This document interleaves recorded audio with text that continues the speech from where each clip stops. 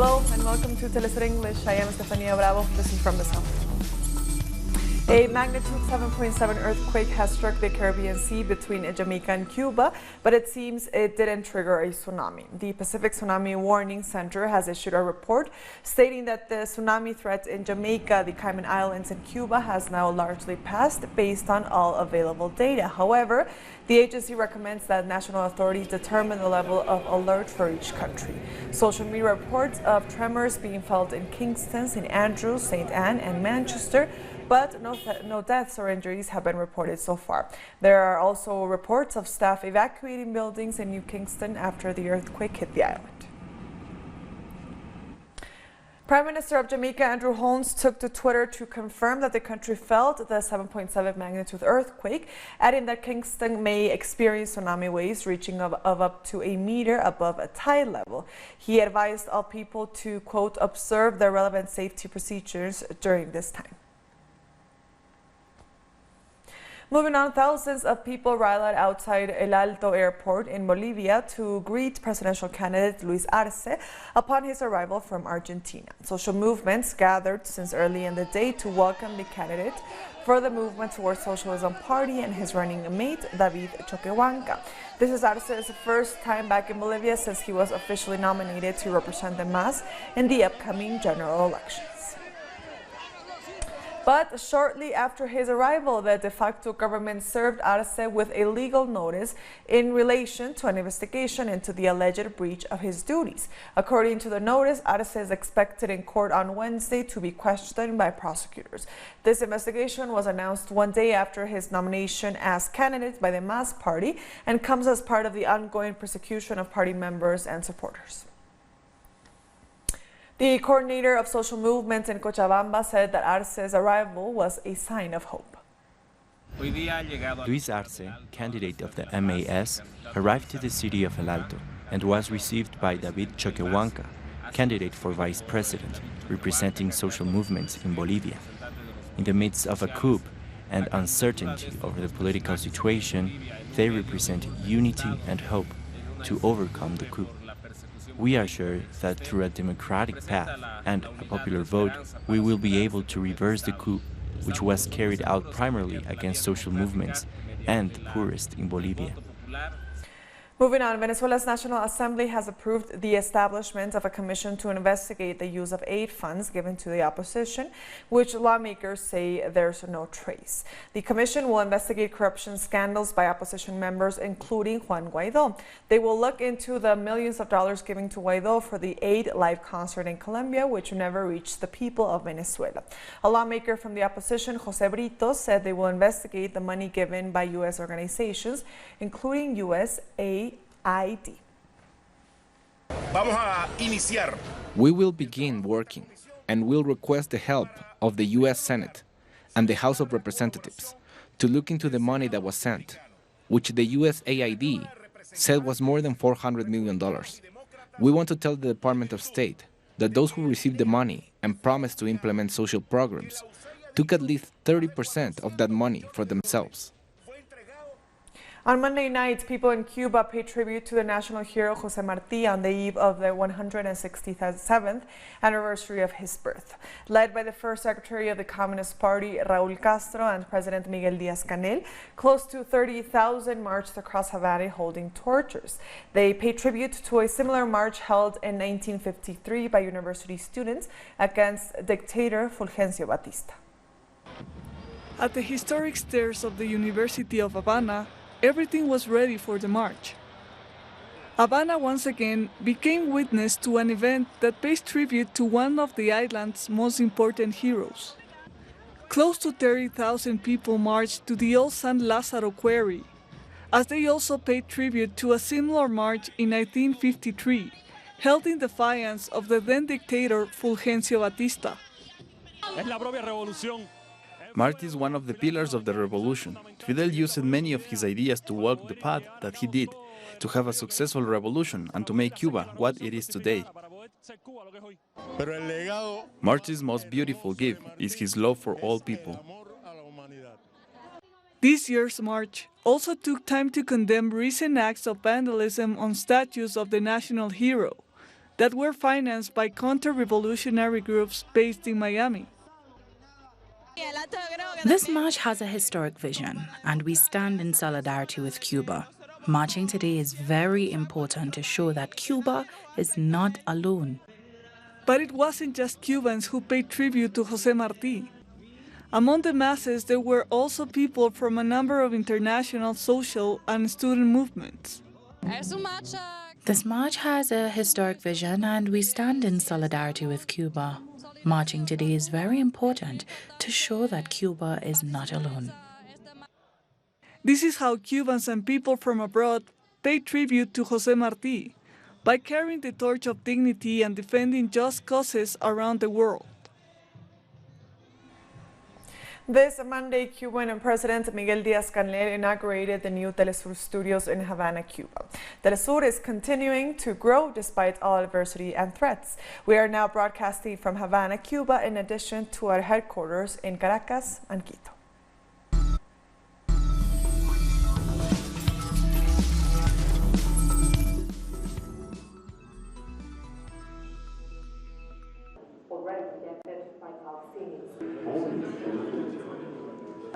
This is from the south. I'm Cristina Escobar, by Phoenix. Trump hosted Prime Minister Benjamin Netanyahu before meeting with Vatican. Llega para cumplir un sueño del comandante Chávez, un mandato del comandante en jefe Fidel de integrar el Caribe, of bringing the Eastern Caribbean together, and that has always been divided due to the language barrier. In times where the unity in Latin America is being threatened in a campaign created by the Venezuelan opposition, Telesur is growing and expanding in the Caribbean. It is broadcasting in English from Havana. The project will also be broadcasting content in Spanish in new and diverse formats. To launch at this time, Mr. President, here in the city of Havana has a special significance. Telesur's operations here are being born in the middle of a crossfire. We are being hit by both real and symbolic bullets, and the fact that we are able to be here protected by the Cuban Revolution, sheltered by the heart and by the courage of the people of Cuba is very special for us. We are full of emotion and tenderness. Congress receiving 10.1. Since the creation of this multinational platform, the United States has tried to silence Telesur, an initiative of commanders Fidel Castro and Hugo Chavez, and an expression of Latin American unity. Neoliberal governments have tried to make it disappear. Despite this, Telesur is respected for its content and production. We have been able to attend to the birth of something that was a necessity for all of us, and an expression of unity. We're able to do things in a unified fashion, and we can do very uplifting things. It is also an answer to all of these who have tried to silence and threaten Telesur. Telesur is our vision in Latin America and the Caribbean. Everything suggests that in spite of the attempts to try to silence the voice of the people, there's nothing that can stop Telesur's mission from being fulfilled. Something that, according to Telesur's president, Patricia Viegas, is nothing more than to grow, advance, and resist. We'll be right back. Stay with us.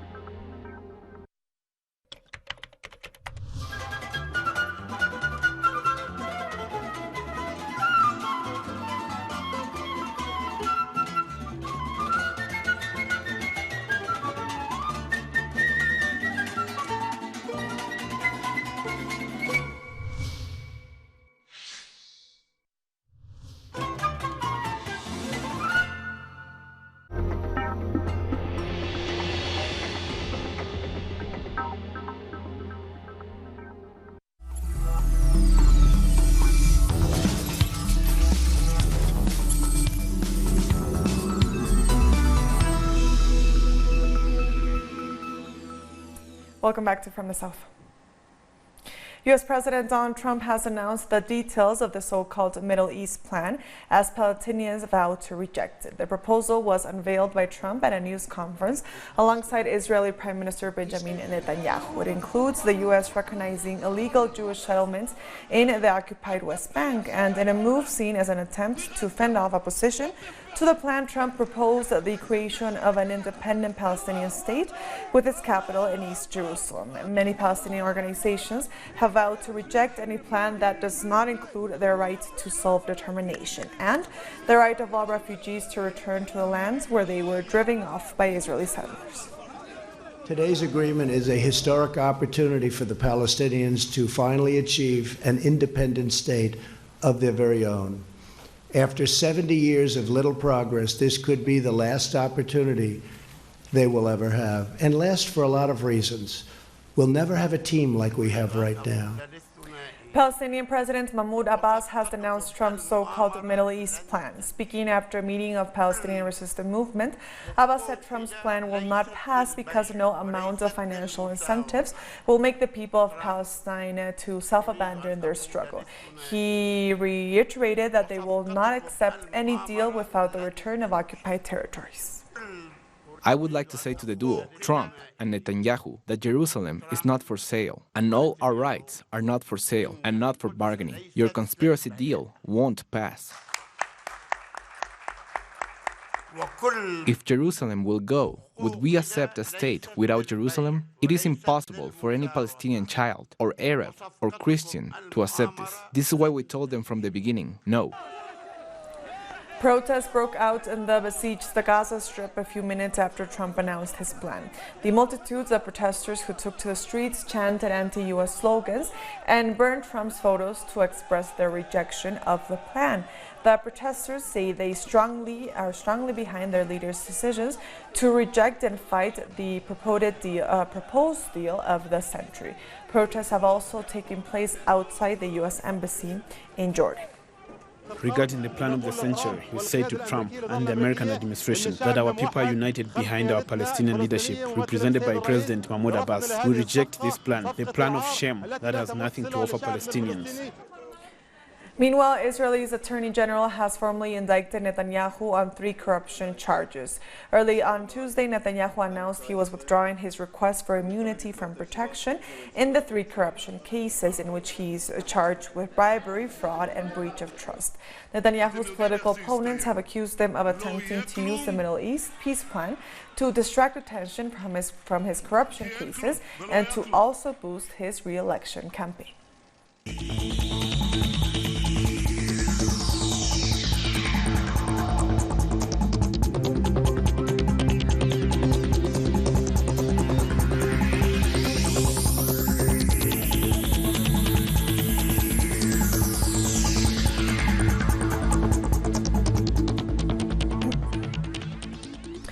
The death toll for China's coronavirus has risen to 106. The revised figures were released by the National Health Commission on Tuesday. The NHC said it has confirmed 4,535 cases of the pneumonia-like illness, of which more than 900 are severe. Meanwhile, a total of 60 patients have been reportedly cured and discharged. 那么作为呢定点医院来收治这些 Wuhan has started to urgently build 2 hospitals, namely Huo Shenshan Hospital and Leisheishan Hospital, which are scheduled to provide 2,300 beds. The construction of Huo Shenshan Hospital is to be completed by February the 2nd, and then will be transferred to military management as we have military medical teams. The construction of the Leisheishan Hospital will be finished on February 5th. In addition, as the 4th batch of hospital deployment, Wuhan City will take over 14 hospitals for urgent use, including the new hospital of the Dongji Medical College under the Hwasong University of Science and Technology and the Remnin Hospital of Wuhan University. A total of over 10,000 beds will be enough for the current suspected and confirmed cases, including those who are running fever and still under medical observations. The city of Wuhan remains deserted after the government placed a lockdown on the epicenter of the coronavirus outbreak in an effort to contain its spread. 15 cities have been placed under lockdown. 30 provinces have launched a level 1 emergency response, while Hong Kong declared its highest emergency response. Meanwhile, there are 52 confirmed cases of the virus outside China. Germany, Canada, and Sri Lanka announced their first infections on Monday, bringing the total number of countries with confirmed cases to 15. The head of the World Health Organization has expressed confidence in China's epidemic prevention and control measures. Tedros Adhanom made the comment during his visit to the country, where he met with Foreign Minister Wang Yi this Tuesday. He said the WHO does not recommend the evacuation of foreign nationals and urged the international community to remain calm. A suspected case of the coronavirus has been detected in Brazil. The Ministry of Health has confirmed that the patient has been admitted to a hospital in Minas Gerais and is under observation. The patient is a 22-year-old woman who visited the Chinese city of Wuhan, epicenter of the virus. Meanwhile, in Colombia, the mayor of Bogotá has confirmed they are investigating a possible case of coronavirus in the country. The patient is a 24-year-old man who also arrived from Wuhan. At least 46 people have died in southeast Brazil, and more than 25,000 have been displaced due to floods caused by heavy rains. The city of Belo Horizonte has been the hardest hit, with 37 people dead and further 25 missing. According to Brazil's National Institute of Meteorology, on Friday, the city registered the highest recorded precipitation in the area with 110 years. We'll be right back. Stay with us.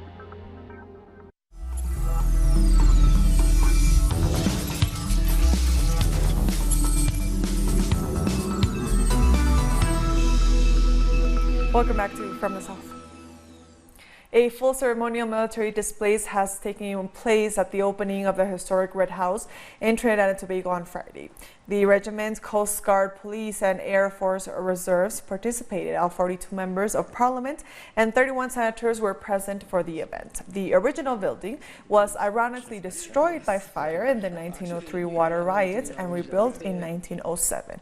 It was also the scene of a showdown between law enforcement and members of the Jamaat al-Muslimin, who staged the coup to overthrow the government in 1990. The Red House is one of the 5 historic buildings in Port of Spain and was restored after more than a decade, costing $65 million.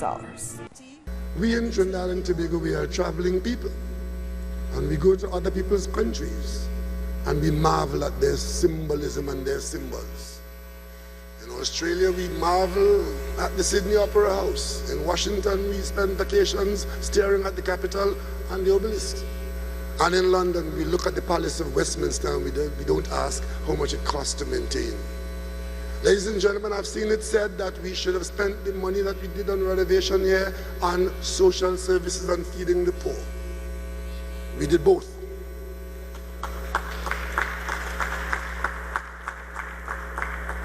We spent the $5 billion a year on social support services, and we spent the money in renovating and restoring our parliament.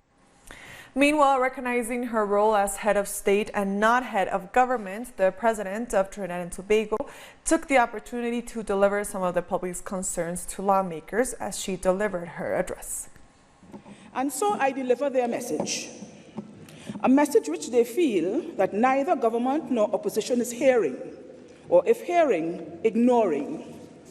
And the message is as simple as it is poignant. They are hurting. While Parliament and other leaders of the country are dabbling in semantics about whether we are a failed state or in a crime crisis, our citizens are being murdered at an alarming rate.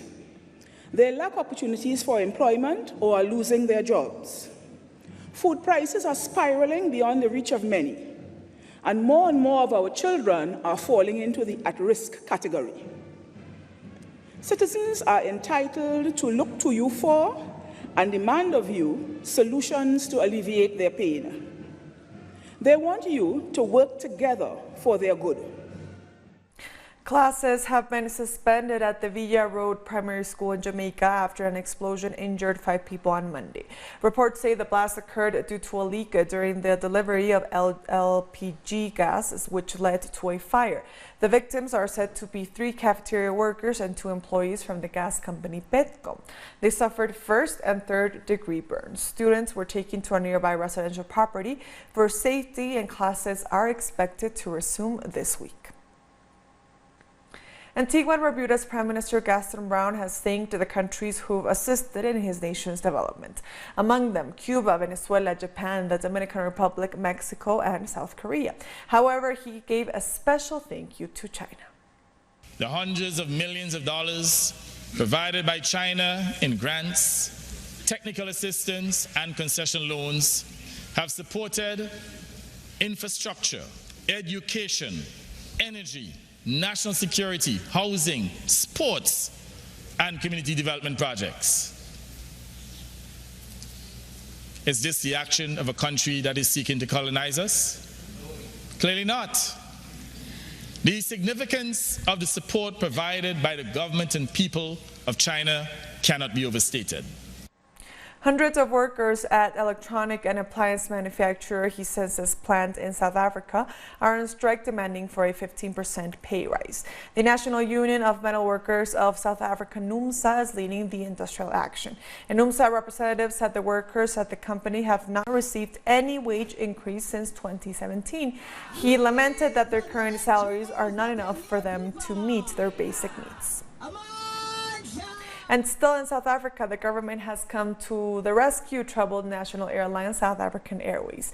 The state-owned Development Bank of Southern Africa announced on Tuesday that will provide $240 million to enable the airlines to continue its operations. Last week, the cash-strapped airline suspended dozens of flights after it failed to meet the deadline to raise funds to pay its creditors. The decision to provide funding comes after the ruling African National Congress Executive Committee rejected plans by Finance Minister Tito Mboweni to privatize the airline.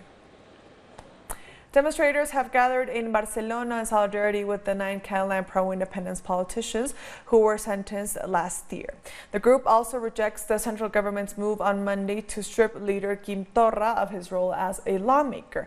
With pro-independence flags, protesters mobilized outside Catalonia's parliament, chanting in support of the men, condemning their political persecution. And finally, French firefighters have protested in the capital Paris to demand a pay increase and improvements to their working conditions. However, police used tear gas and batons to disperse thousands of their fellow servicemen. The firefighters continue to march as they demanded an increase in their bonus, which they say has not been reviewed since 1990. France has been experiencing widespread labor unrest for over a year, with various sectors protesting for better living conditions and in rejection to President Emmanuel Macron's economic policies. And with that, we've come to the end of this news review. You can find these and other stories on our website at telestudenglish.net. And join us on social media. We are on Facebook, on Twitter, and on Instagram. For Telesur English, I am Estefania Bravo. Until next time.